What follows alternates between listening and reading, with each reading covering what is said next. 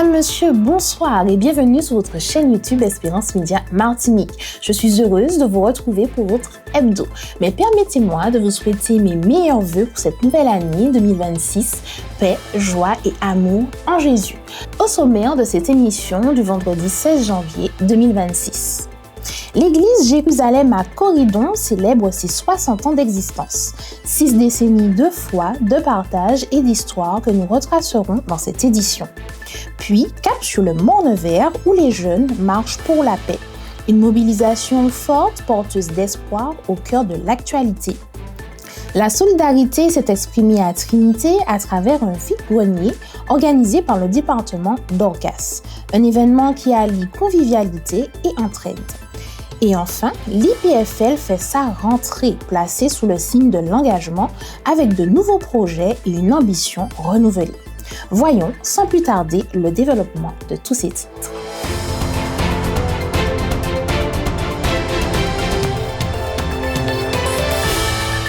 Le samedi 12 décembre 2025, l'église Jérusalem située à Corridon a célébré ses 60 ans d'existence. Un anniversaire marqué par la mémoire, la reconnaissance et la transmission. Les murs de l'église ont résonné autour de la louange et de la joie lors de ce rassemblement. Mike Emmanuel propose quelques images pour Espérance Média.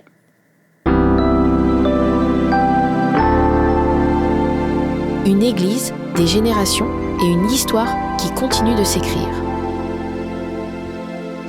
Le week-end du 13 décembre 2025, l'église adventiste de Jérusalem a célébré ses 60 ans, célébration, louanges, témoignages.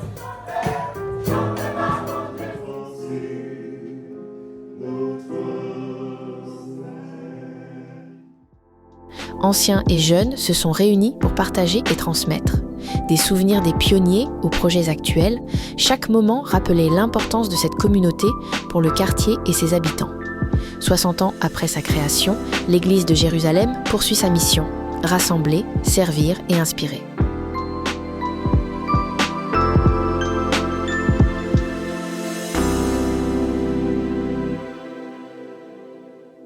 Face à une recrudescence de la violence à la Martinique, les jeunes du nord de l'île ont choisi de répondre autrement.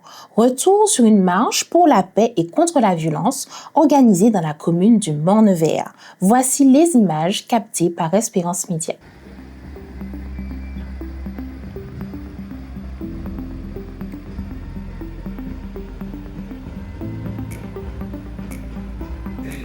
Oui, bonsoir. Eh bien, en tant que responsable du ministère personnel, avec mon adjoint, nous avons voulu mettre en place un programme qui puisse intéresser la population. Alors, j'ai décidé de me rendre à cette marche car la cause me parle. C'est très important, surtout en ce moment où le climat est vraiment anxiogène. Chaque semaine, on entend de mauvaises nouvelles, un crime par-ci, un crime par-là. Et je voulais, par ma présence à cette manifestation-là, montrer que je suis contre cette violence-là et je suis pour la vie. Et donc, montrer ce témoignage-là à cette population du Mont-Nevers, mais elle ne touche pas que le Mont-Nevers, elle touche toute la Martinique. Et donc, s'il fallait manifester encore une fois dans une autre ville, je me rendrai parce qu'il faut que la Martinique puisse entendre que c'est bon, on en a fini avec la violence. Et puis nous nous sommes rendus compte qu'il y avait beaucoup de jeunes sous les kiosques, un petit peu partout. Et nous nous sommes dit que pourquoi ne pas lancer un programme pour la jeunesse, parce que la drogue fait des ravages. Que trop de familles sont en peine et donc il faut que ça cesse. Et donc si ça peut dissuader quelques personnes lorsqu'ils se retrouvent dans une situation délicate, où ils seront amenés à être violents, que s'ils se rappellent de cette manifestation-là, qu'ils puissent se raviser. Donc voilà pourquoi je me suis rendu à cette manifestation aujourd'hui. Place maintenant à la solidarité et à l'entraide. Le dimanche 21 décembre, le département d'Orcas de l'église de Trinité a organisé un vide-grenier. Vente de vêtements, de légumes, de fruits, de chaussures, de livres et de jouets. Tout cela au bénéfice de Dorcas et du Secours adventiste. Regardons quelques images. L'équipe de Dorcas est enchantée de vous faire part de notre premier jour de vide-grenier.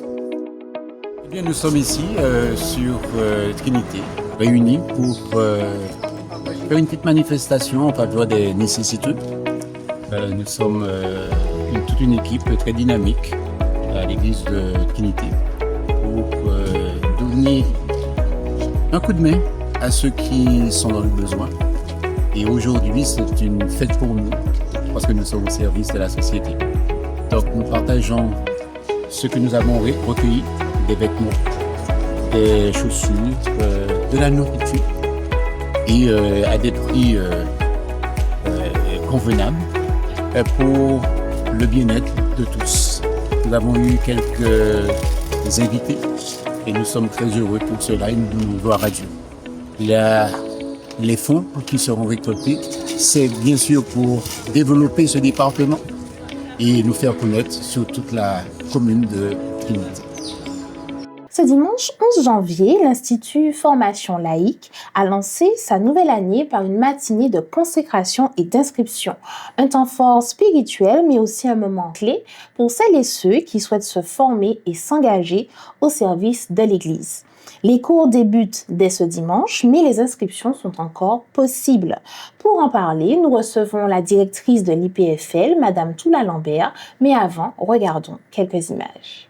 Ce dimanche matin, l'Institut permanent de formation laïque ouvrait ses portes pour une nouvelle session de formation.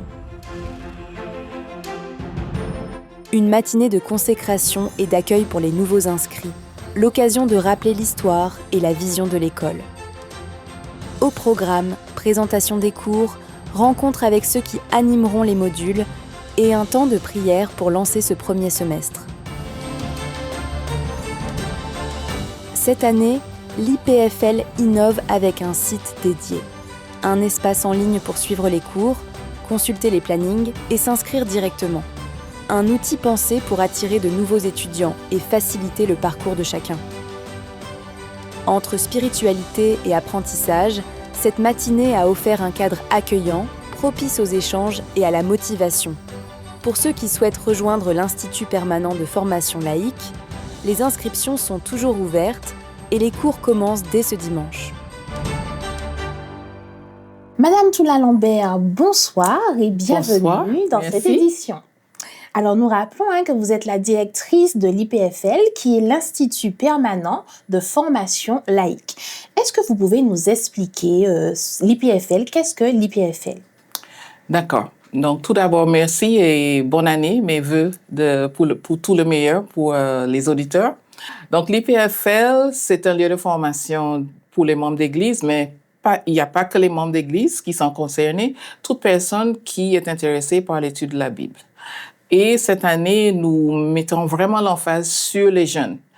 Parce qu'après les premières inscriptions, j'ai remarqué qu'il y a très peu de jeunes qui se sont inscrits à l'IPFL et nous les invitons à rejoindre cette année. D'accord, les jeunes, mais les jeunes adventistes, non-adventistes? Jeunes adventistes, non-adventistes, c'est ouvert vraiment à tous. D'accord, donc tous ceux qui s'intéressent à l'étude de la Bible, oui. D'accord. Quelles sont les nouveautés de l'IPFL? Vous l'avez dit, elle existe depuis 18 ans déjà. Quelles sont les nouveautés qui pourraient attirer justement cette jeunesse? Voilà, justement, nous avons un site web et je pense que les jeunes sont attirés par la technologie, donc la possibilité de s'inscrire et de suivre les cours à distance. Donc, nous mettons dans différentes phases les cours à distance. Nous commençons tout doucement avec Google Classroom.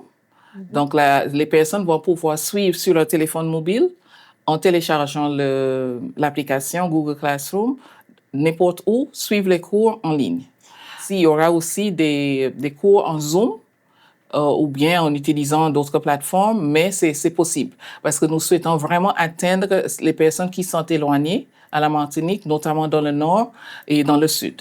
D'accord. Donc, en fait, les habitants de la Martinique peuvent s'inscrire, mais aussi ceux qui n'habitent pas en Martinique. Quand les cours en ligne seront finalisés, oui. D'accord. Ben, nous avons déjà commencé, mais nous commençons doucement. D'accord. Voilà. Est-ce que vous pouvez nous donner un exemple de cours qui sera dispensé lors de cette formation des laïcs? Voilà. Donc, je consulte le site et que je donne déjà, ipfl.feam.org. Donc, je donne la liste des cours qui sont proposés ce semestre. Donc, nous avons l'année découpée en 2 semestres. Donc, le premier semestre, c'est de janvier à mai. Donc, ce semestre, nous avons l'art de la prédication, niveau 1, présenter une étude biblique, missionnaire médical 1, les petits prophètes, les évangiles et le manuel d'église, pour commencer. Oui. Mais nous pensons aussi ajouter au fur et à mesure des ateliers de toutes sortes et ça dépend aussi de la demande. Des églises, des membres d'église. Est-ce que tout le monde peut avancer à son rythme? Si, par exemple, la classe commence là ce dimanche, si je veux rejoindre la formation en cours, est-ce que je peux? Pour cette fois-ci, nous n'avons pas encore les cours qui sont complètement consultables à son rythme, qu'on peut suivre à son rythme. Nous ne sommes pas encore là. Donc, c'est pour ça que j'invite chacun à s'inscrire entre maintenant et dimanche pour nous rejoindre pour le début des cours. D'accord. Alors justement, comment faire pour s'inscrire à cette formation? En allant sur le site que je viens de citer, ipfl.feam.org, et en s'inscrivant, donc vous suivez, il y a le bouton pour s'inscrire. Et cette année, comme nouveauté, nous avons aussi des frais d'inscription. Ce n'est pas beaucoup, c'est 35 € par semestre. D'accord. Alors donc, c'est possible de payer en ligne aussi. OK, de payer en ligne. Et combien de semestres durera cette formation? Elle s'arrête quand? Nous avons 2 cursus de formation, disciple 1 et disciple 2. Donc, pour suivre, par exemple, le disciple 1, il faut compléter 6 cours. Donc, nous avons 2 cours du tronc commun. Ça veut dire que c'est obligatoire.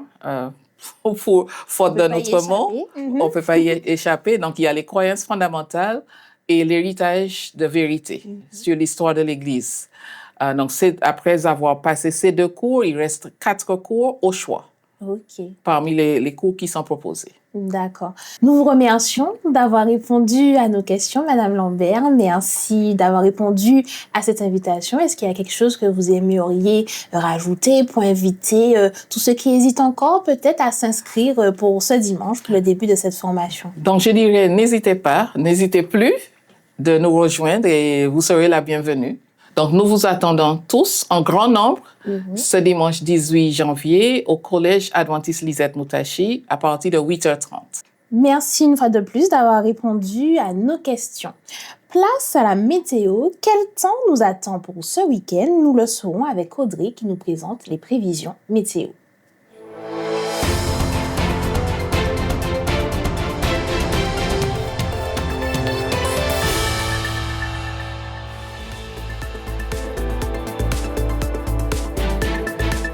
Bonsoir à toutes et à tous et bonne année 2026. Ce soir et samedi sur la Martinique, le temps s'annonce globalement sec et bien ensoleillé avec quelques nuages et de rares averses possibles, mais voyons tout cela en détail.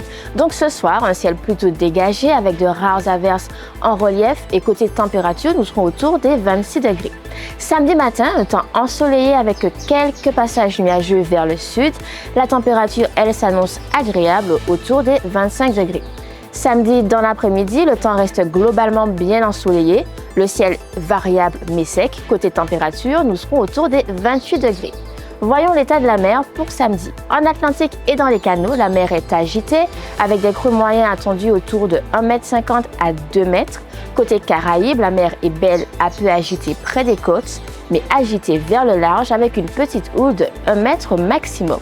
De retour sur la terre ferme dans la soirée et dans la nuit de samedi, pas d'averses attendues, un ciel clair avec quelques nuages possibles. Les températures, elles, redescendent doucement vers les 27 à 28 degrés. Nous sommes en vigilance verte, sans alerte cyclonique particulière. Madinière indique une aire de qualité moyenne. Le soleil est prévu pour 6h33 au lever et au coucher 17h55. Comme d'habitude, restez tout de même connectés en cas de changement et je vous souhaite une agréable soirée.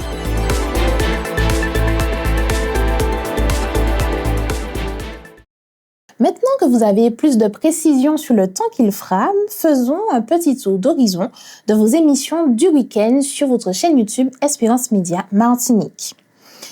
L'émission Les Sentiers du Bonheur. Nous vous proposons d'écouter un extrait qui sera diffusé ce samedi 17 janvier.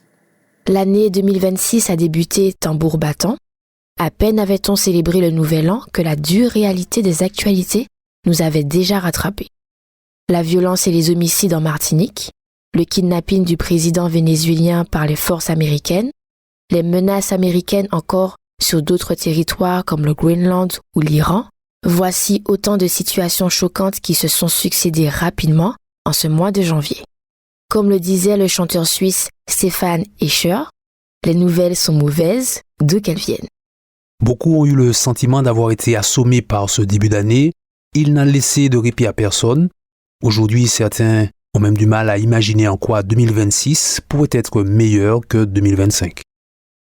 L'épisode est disponible sur le site adventiste.mq. Il sera également diffusé le samedi à 13h sur les ondes d'Espérance FM 91.6. Votre Worship Moment sur Espérance Média Martinique sera présenté cette fois par Nelly Miyandi. Écoutons un extrait. Je voudrais, Seigneur, aujourd'hui et pour toujours, que tu règnes en maître dans mon cœur, oh mon sauveur, jusqu'à ce grand jour où je te verrai et nous régnerons pour toujours.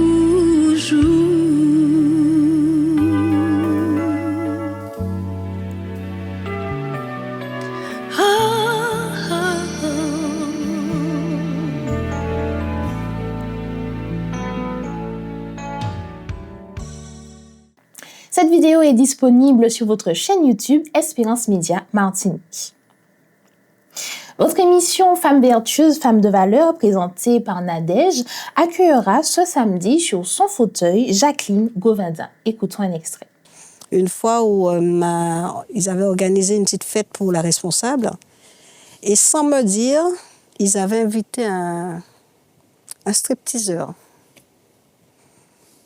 Et donc du coup, avant qu'il arrive, ils m'appellent, ils me disent « Olympe, on ne t'a rien dit, mais on a invité un stripteaseur, mais va dans la chambre, enferme-toi, et comme ça, bon, et on va t'appeler quand ce sera terminé. » Donc je dis quelque part, ils savent très bien, voilà, connaissent tes valeurs, ils savent en quoi tes doctrines et tout, et ils ne veulent pas voilà, te gêner, t'offenser. Donc, je dis merci Seigneur que je puisse rendre un bon témoignage dans mon travail et de pouvoir, en fait, sans peut-être parler, puisque je ne vais pas faire de prosélytisme, mais sans parler, mais dans ce que je fais, dans ma façon de me comporter avec eux, que je puisse rendre gloire à Dieu, en fait, voilà. Rendez-vous ce samedi dès 7h30 pour visionner l'intégralité de son témoignage et de son expérience de vie. Votre hebdo Espérance Média est maintenant terminé. Je vous remercie de nous avoir suivis. Je vous souhaite une excellente soirée et un très bon sabbat.